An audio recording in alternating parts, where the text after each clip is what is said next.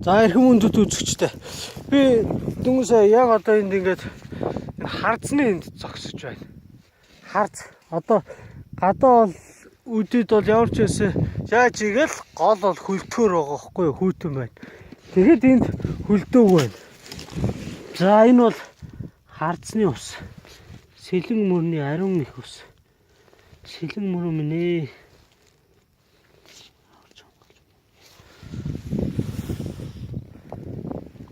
Тунч сонирхолтой.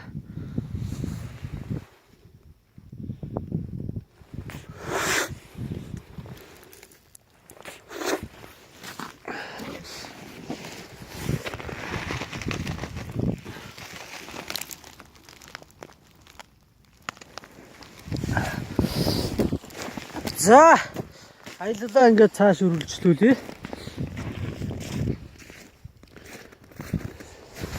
Харцны устай таарлаа гэдэг хэсэг байлаа саяных.